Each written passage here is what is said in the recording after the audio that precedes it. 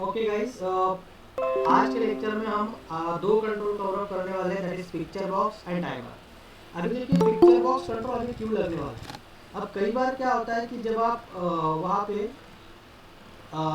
अपने फॉर्म के ऊपर अगर आपको कोई इमेज वहाँ पे डिस्प्ले करना है, अब image in the form that is dot JPG file और बीएमपी फाइल और जीआईएफ फाइल लाइक दिस। तो आप इस तरीके से जो पिक्चर फाइल है, इमेजेस जो होती है, वो अगर हमें हमारे फॉर्म पे लेना है तो हम किस तरीके से उनको वहाँ पे लेंगे। डायरेक्टली तो हम इमेज फॉर्म पे प्लेस नहीं कर सकते, क्योंकि form is a container only for internal control. जो कंट्रोल है वहाँ पे उनको वहाँ पे अपने इस पे वो कंटेन करता है, but picture is a external things, मतलब वो एप्लीकेशंस के अलावा थिंग है। अगर हमें वहाँ पे पिक्चर एंटर करना है, पिक्चर को वहाँ पे अगर रखना है आपको उस बॉक्स के ऊपर, अपने फॉर्म के ऊपर, तो सेपरेटली कंट्रोल आपको प्रोवाइड किया गया है, that is a picture box control. Okay guys, so picture box का यूज क्या है? So this control basically use to display the images on the form.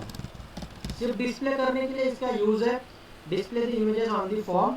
Image कौन सी रहेगी? तो जेपीजी रहेगा, उसके बाद बीएमपी रहेगा, लाइक दिस। तो इसमें से कोई भी इमेज वहाँ पे आप ले सकते हो। Okay, now I am going to PPT के अंदर देखते हैं कि इसका एक्चुअली क्या क्या प्रॉपर्टीज इंपॉर्टेंट है। सो पिक्चर बॉक्स कंट्रोल किस तरीके से वहाँ पे ऐड करेंगे वो भी हम देखने वाले हैं। Now see this picture box control. अब ये पिक्चर बॉक्स कंट्रोल जो है बेसिकली जीआईएफ, जैसे मैंने बोला है, कोई आइकॉन भी होगा तो वो भी आप डिस्प्ले कर सकते हो। तो उसकी प्रॉपर्टीज देखते हैं। पहले तो इमेज प्रॉपर्टी से हम क्या करने वाले हैं कि उस पिक्चर बॉक्स में हमें कौन सा इमेज चाहिए वो हम वहाँ पे लेके आएंगे, उसका पाथ वहाँ पे हम सेट करते हैं। इमेज प्रॉपर्टी के अंदर you want to set the path of that image जो आपको वहाँ पे डिस्प्ले करना है। ओके, सो इमेज प्रॉपर्टी उसके लिए हम वहाँ पे यूज करने वाले हैं। समझ में आ रहा है concept? Why the image property is used to set the path of image. फिर ये जो इमेज है हमारे लोकल मशीन पे कहीं पे भी सेव हो सकती है। You can add that path, वो पाथ को आपको उस इमेज प्रॉपर्टी के अंदर वहाँ पे सेट करना पड़ेगा। ओके, उसके बाद अगर हम देखें साइज मोड। ओके, तो साइज मोड के अंदर वो एक्चुअली जो इमेज है ना हमारा, वो पिक्चर बॉक्स में किस तरीके से दिखेगा। अभी पिक्चर बॉक्स में वो किस तरीके से दिखेगा, तो सबसे पहले तो उसमें होता है ऑटो साइज। अभी ऑटो साइज करके देखते हैं कि क्या क्या एक्चुअली उसका होता है इफेक्ट। ओके, नाउ एक प्रोग्राम मैंने यहाँ पे बनाया हुआ है पिक्चर बॉक्स का ऑलरेडी, जो मेरे पास है। Look at here. अभी इसमें मैंने, अगर आप देख पा रहे हो, तो इसमें 3 इमेजेस मैंने ऐड की है, 1 2 3, किसी एक इमेज को, किसी एक पिक्चर बॉक्स को। अब ये इमेजेस मैंने यहाँ पे कैसे ली? पहले सबसे पहले मैंने यहाँ से एक पिक्चर बॉक्स कंट्रोल ऐड किया। ऐसे वन बाय वन करके मैंने 3 पिक्चर बॉक्स कंट्रोल यहाँ पे ऐड किए। Picture box 1, picture box 2, picture box 3। As usual by default इनका नेम प्रॉपर्टी जो है, इनका ऑब्जेक्ट नेम रहेगा। अब जैसे मैंने आपको बोला कि उसका साइज मोड क्या प्रॉपर्टी है, जैसे अभी इमेज प्रॉपर्टी जो है बेसिकली बैकग्राउंड इमेज प्रॉपर्टी उसका सेट किया है मैंने, इमेज प्रॉपर्टी नहीं सेट किया है। सो बैकग्राउंड इमेज प्रॉपर्टी से आप ले सकते हो या इमेज प्रॉपर्टी से आप इमेज ले सकते हो, दोनों भी चलेगा।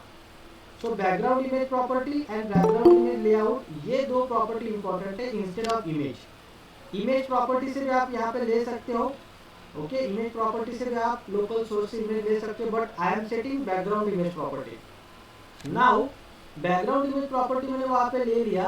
ना मुझे करना क्या है, हम साइज मोड प्रॉपर्टी के ऊपर जा रहे थे। ये साइज मोड हो गया आपका normal property, stretch image, auto size, centre size. Okay, एक दूसरा पिक्चर बॉक्स में आपको ये प्रॉपर्टी एक्सप्लेन करने के लिए लेके बताता हूँ। तो सबसे पहले हम यहाँ से पिक्चर बॉक्स ले लेते हैं। ये पिक्चर बॉक्स मैंने यहाँ पे ले लिया, इसको थोड़ा सा रिसाइज कर देते हैं अपने हिसाब से। Now I am going to adding one image, मुझे एक इमेज उसमें ऐड करना है। So first of all I am going to set background simple image property. So image property में जाते हैं, लोकल रिसोर्सेस, इंपोर्ट से यहाँ से कुछ भी एक पिक्चर्स उठा के लेते हैं अपना। There is no picture.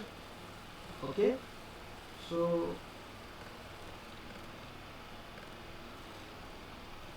Sample pictures आज नॉट दिए थे। ओके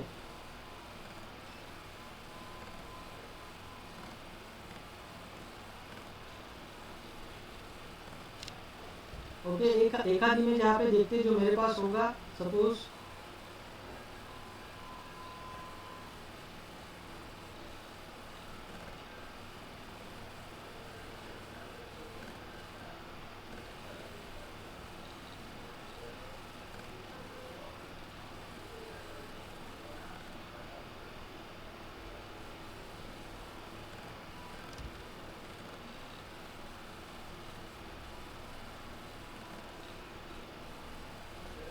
चलो ये उड़ीसा के अंदर के कुछ फेमस फूड से उसमें से एक इमेज हम वहाँ पे ले लेते हैं।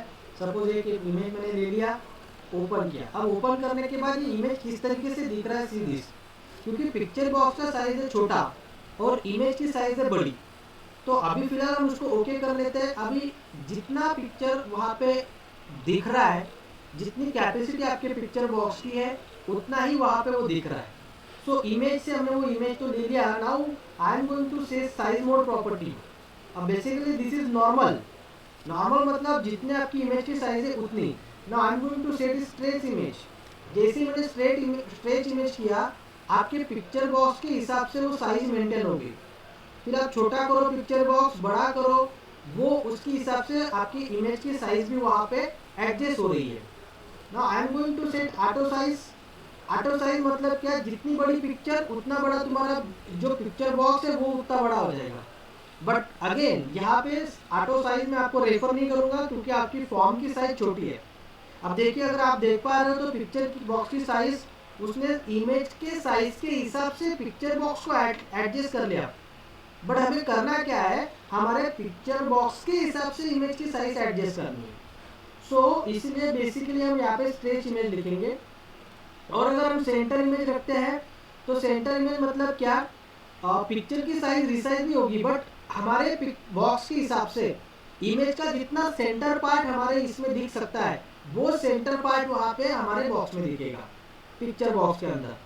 बट अगर यहाँ पे पूरा इमेज नहीं दिखेगा, पिक्चर हमारी पिक्चर का जितना सेंटर पार्ट है ना, हमारे इसके हिसाब से पिक्चर बॉक्स के हिसाब से अगर मैं इसको स्ट्रेच करूँ, देखिए उतना सेंटर पार्ट वहाँ पे कवर अप हो रहा है।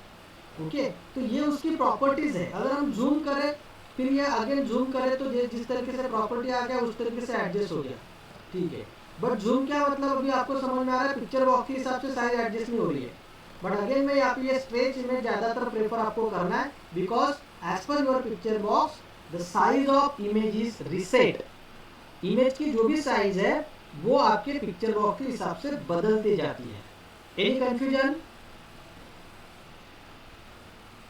तो किसी को कुछ कंफ्यूजन है इसके अंदर? हाँ सर, एक बार और एक्सप्लेन करो।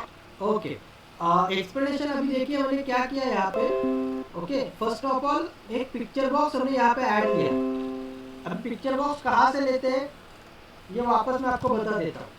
टूल बॉक्स के अंदर पिक्चर बॉक्स करके कंट्रोल है, इसको यहाँ से ले लिया। ओके तो पिक्चर बॉक्स इस तरीके से बस डबल क्लिक करके ऐड करो, ये यहाँ पे आ जाएगा। उसकी साइज आप अपने मन से रिसाइज कर सकते हो एज पर योर फॉर्म। अब मुझे इसमें इमेज लाना है तो यहाँ से इमेज प्रॉपर्टी मुझे उसका सेट करना है। सो इमेज प्रॉपर्टी में जाओ, अगर आपके पास और वहाँ पे फाइल अवेलेबल है लोकल रिसोर्सेज में जाके कोई भी एक फाइल उठा लो, इसको ओपन करो। जब ओपन करते हैं तो बेसिकली पिक्चर बॉक्स का जितना साइज है उतनी इमेज वहाँ पे दिख रही है। ये इमेज कहाँ से दिखती है तो लेफ्ट साइड कॉर्नर से दिखती है, मतलब वो उस इमेज का लेफ्ट साइड अपर वाला पार्ट उतना दिख रहा है क्योंकि बेसिकली इमेज की साइज बहुत बड़ी है, पिक्चर बॉक्स की साइज छोटी। इसलिए हम साइज मोड प्रॉपर्टी में जाके, ये हो गया इमेज प्रॉपर्टी। नाउ उसकी दूसरी प्रॉपर्टी साइज मोड और उसकी वैल्यू अलग अलग है। अब ये बेसिकली नॉर्मल है। अगर मैं इसको स्ट्रेच इमेज करूँ तो बराबर अपने पिक्चर बॉक्स के हिसाब से जितना भी आपका पिक्चर बॉक्स का साइज है उसके हिसाब से वो इमेज की भी साइज एडजस्ट हो जाएगी।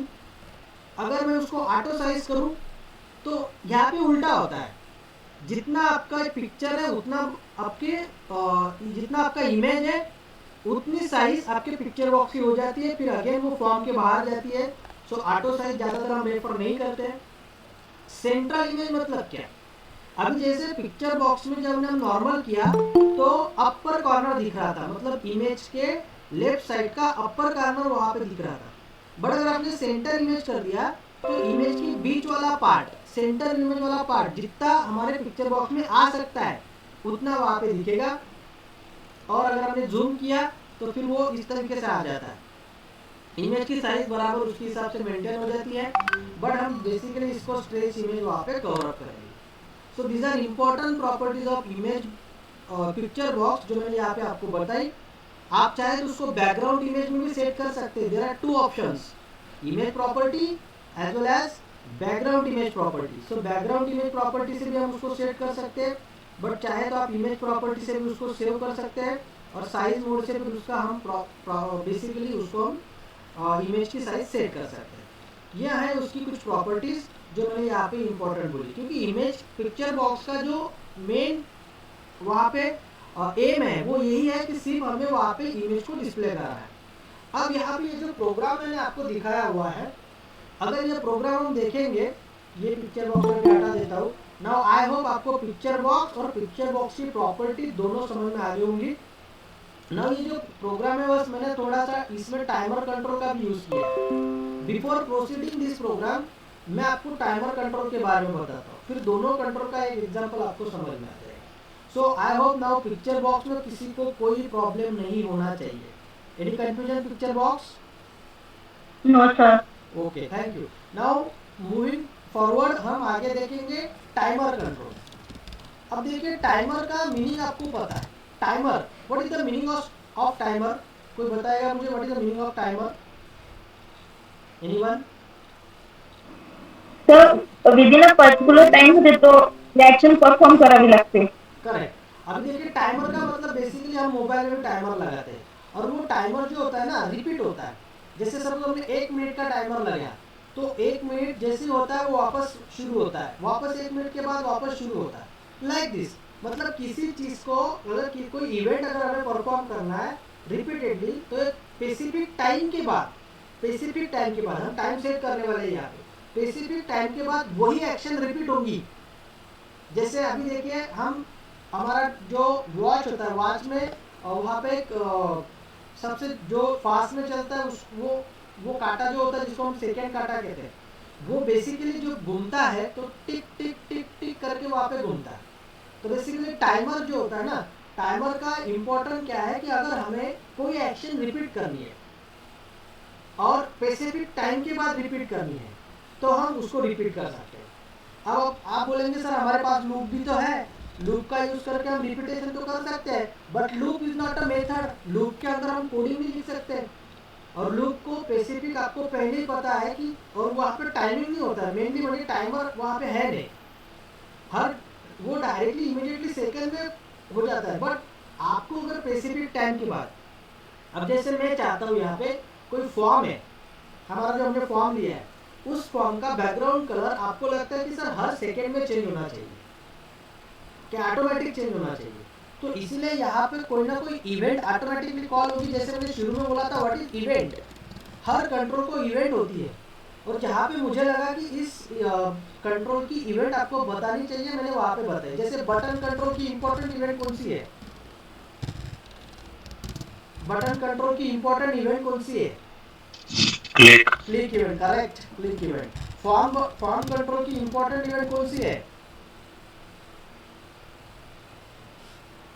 Load, yes load. तो हर एक इवेंट, हर एक कंट्रोल की बहुत सारी इंपॉर्टेंट इवेंट है। वैसे अगर हम टाइमर कंट्रोल की बात करें तो टाइमर का टिक इवेंट इंपॉर्टेंट है। कौन सा इवेंट? टिक इवेंट। और इवेंट का मतलब मैंने आपको शुरू में समझाया था, event is nothing but automatic calling methods. वो जो मेथड्स होती है जो ऑटोमेटिक कॉल्ड होती है एक स्पेसिफिक इवेंट को होने के बाद, है ना। जैसे अभी बटन की क्लिक इवेंट कब कॉल होगी? Whenever you press the button this event automatically called. So event is nothing but methods, वो मेथड्स होते हैं उसके अंदर हम कोडिंग लिखते हैं। फॉर्म की लोड इवेंट का वो कॉल होगी जब जब आपका फॉर्म लोड होगा वहां पे तब तक इवेंट कॉल होने वाला।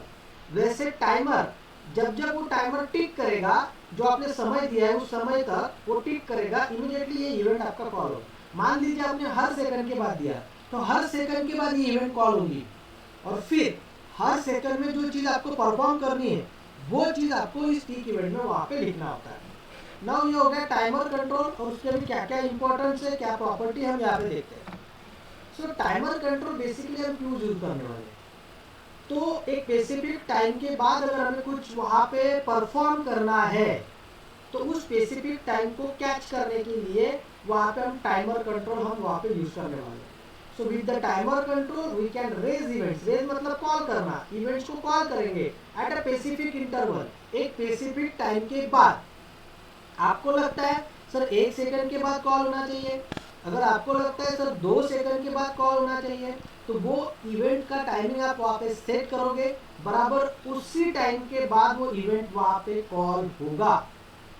ओके, सो बराबर स्पेसिफिक टाइम के बाद हमें अगर कोई कॉलिंग करना है तो उसके लिए टाइमर कंट्रोल वहाँ पे दिया है।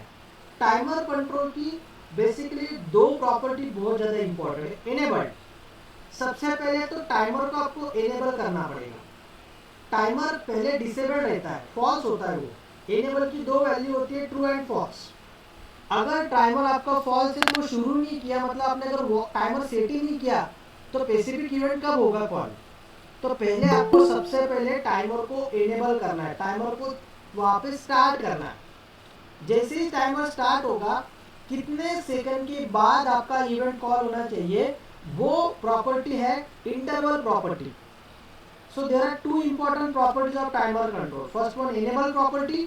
Using this you can enable your timer. उस टाइमर को आपको enable करना है। Basically by default it is set as false. वो false होता है, ओके। और जब आपको लगता है कि सर मुझे टाइमर को बंद कर देना है, तो आपको उसका enable property false सेट करना है ना। अगर आपने false सेट नहीं किया, तो वो आप एप्लीकेशन बंद नहीं करते, तब तक आपका टाइमर चलता रहेगा, ओके। सो टाइमर को बंद करना जरूरी है, तो टाइमर को स्टार्ट एंड एंड करने के लिए एनेबल प्रॉपर्टी है। सो एनेबल इज इक्वल टू अगर ट्रू किया तो टाइमर चालू, और एनेबल इज इक्वल टू अगर फॉल्स किया तो टाइमर बंद। और दूसरा जो प्रॉपर्टी है इंटरवल प्रॉपर्टी, वो प्रॉपर्टी में आपको टाइमिंग सेट करना है। बेसिकली सी शार्प के अंदर वो टाइमिंग मिली सेकेंड्स में सेट होता है। मतलब अगर आपको 1 सेकंड के लिए इवेंट कॉल करना है, तो you have to set 1000 millisecond, because 1000 millisecond is equal to 1 second, okay. तो आपको वैल्यू 1000 में सेट करनी है। अगर आपको 5 सेकेंड्स के बाद इंटरवल देना है, टाइमर को इनेबल करना है, तो आपको उसकी वैल्यू सेट करना पड़ेगा 5000। अगर आप 5 करेंगे ना, वो बहुत रैपिडली चलेगा। तो ये बात ध्यान में रखो, इंटरनल प्रॉपर्टी की जो वैल्यू होती है वो मिली सेकेंड्स में सेव करना होता है। अगर आपको 1 सेकेंड के बाद कॉल करना है तो 1000 सेट कीजिए, अगर आप 5 सेकंड के बाद कॉल करना है तो you have to set 5000। Clear है टाइमर कंट्रोल की प्रॉपर्टीज? यस और नो? Yes sir. अभी एक प्रोग्राम मैं आपको बताता हूँ। ये जो प्रोग्राम आपके ऊपर दिख रहा है, आप बोलेंगे सर तो बहुत ब्लैंक प्रोग्राम है। No, it is not a blank program. इसमें एक फॉर्म है, हाँ फॉर्म दिखने में ब्लैंक दिख रहा है, बट अगर आप नीचे जाके देखते हो तो I am adding one timer control here.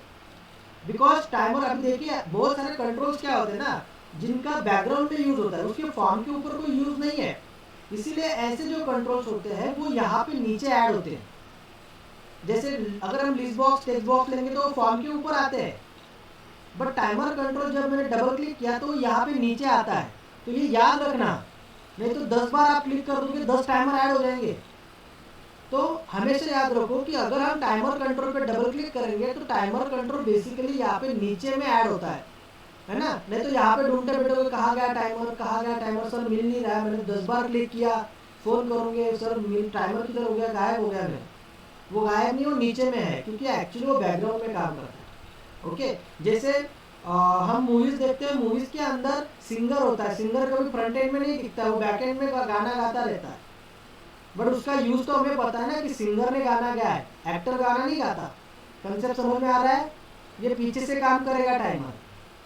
अभी टाइमर कंट्रोल यहाँ पे लेने के बाद, अभी मुझे ये फॉर्म में मैंने क्या किया है, पहले आउटपुट दिखा देता हूँ आपको, फिर आपको समझ में आ जाएगा कि बेसिकली करना क्या था। इसको रन किया मैंने, ये प्रोग्राम आपका रन हो गया, ये फॉर्म आ गया। Now see this, automatically the background colour of the form change bye every second. Her second के बाद उसका रैंडमली कलर चेंज हो रहा है। Okay, so it is because off timer, it is because off timer. Concept समझ में आ रहा है? आउटपुट देखा सब लोगों ने? Yes or no? अब इसका Yes, sir. कोडिंग देखते हैं, इसका कोडिंग देखते हैं। तो हमने क्या किया, बेसिकली सबसे पहले हमने एक टाइमर ऐड कर दिया। यहाँ से उठाया, डबल क्लिक किया, टाइमर ऐड किया। टाइमर की प्रॉपर्टी लिमिटेड है, सी दिस। बहुत सारे कंट्रोल्स की बहुत सारी प्रॉपर्टी आती है, बट टाइमर की प्रॉपर्टी देखिए 3 property, enable property, interval property, name. ये तो ऑब्जेक्ट नेम है, वो हर एक में रहने वाला है। अब देखिए, पहले सबसे पहले ये एनेबल फॉल्स है। फिर आप बोलोगे सर वो तो एनेबल कब किया? तो मैंने उसको एनेबल रन टाइम किया है, शुरू में वो फॉल्स ही है। उसको मैंने एनेबल कब किया, आपको कोडिंग पे समझेगा। और इंटरवल प्रॉपर्टी मैंने 1000 सेट की है। इसका मतलब यहाँ पे हर सेकंड के बाद वो टाइमर कॉल होगा। अब जैसे हम बटन की इवेंट अगर मुझे देखनी है तो हम बटन पे डबल क्लिक करते हैं, फॉर्म की इवेंट अगर देखनी है तो फॉर्म पे डबल क्लिक करते हैं। बट नाउ मुझे अगर टाइमर की इवेंट देखनी है तो I want to click double click on timer event. So यहाँ पे ये जो टाइमर कंट्रोल है ना, इसके ऊपर हम डबल क्लिक करते हैं। सी दिस, ये आ गया आपका coding.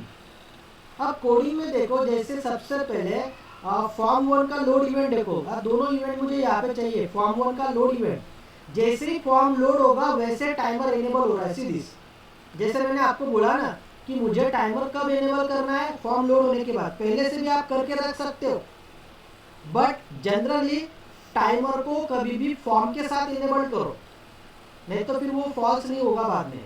So timer 1 dot enable is equal to true. ये कहाँ पे लिखा मैंने? फॉर्म 1 डॉट लोड पे लिखा है। ओके, तो फॉर्म 1 डॉट लोड पे मैंने टाइमर 1 डॉट एनेबल लिखा है। तो ये यहाँ पे आपका टाइमर एनेबल हो रहा है।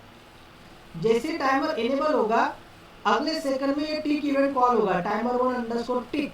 See this, tick event. जब जब 1 सेकंड घटेगा ये टाइमर का टिक इवेंट ऑटोमेटिक कॉल होगा। अब सी दिस, मुझे रैंडमली कलर सेट करना था, मुझे कोई डायरेक्टली सॉलिड कलर वहाँ पे नहीं लेना था। Randomly it is a combination of RGB. RGB पता है सबको? Yes, sir. हाँ, आरजीबी मतलब red, green and Red, blue. green. Every color in life is a combination of RGB, red, green and blue. तो यहाँ पे कैसे सेट किया कोडिंग देखो उसका। सबसे पहले there is a one class that is a random class. I am creating the object of random class. Random class का सबसे पहले ऑब्जेक्ट क्रिएट किया क्योंकि मुझे कलर रैंडमली चेंज करने थे। सो मैंने इसका जो न्यू कलर ऑब्जेक्ट है, नाम मैंने यहाँ पे न्यू कलर दिया है and it is the object of random class. अब ये दिस मतलब क्या? दिस मतलब क्या, कौन बताएगा मुझे? What is this? What is the meaning of this? This का मतलब होता है करंट ऑब्जेक्ट। दिस का मतलब क्या होता है? करंट क्लास का ऑब्जेक्ट। तो यहाँ पे करंट क्लास कौन है? क्या है यहाँ पे करंट क्लास? Form 1. फॉर्म 1। तो यहाँ पे आप फॉर्म 1 भी लिख सकते थे, बेसिकली चलता है। बट कैसा है? दिस मतलब क्या? Current form. तो करंट फॉर्म हमारा एक ही है, तो दिस डॉट बैक कलर, जैसे हम फॉर्म 1 डॉट बैक कलर करते हैं, क्योंकि मुझे बैकग्राउंड कलर चेंज करना है फॉर्म का, तो उसके लिए प्रॉपर्टी है back colour property. So this dot back colour, colour आएगा कहाँ से? सो वहाँ पे हमने एक स्टैंडर्ड क्लास देखा था, कलर नाम का क्लास। जैसे हमने कलर डॉट रेड सेट किया था, कलर डॉट ग्रीन सेट किया था, लाइक दिस। तो उस कलर क्लास की एक स्टैटिक मेथड है फ्रॉम ARGB।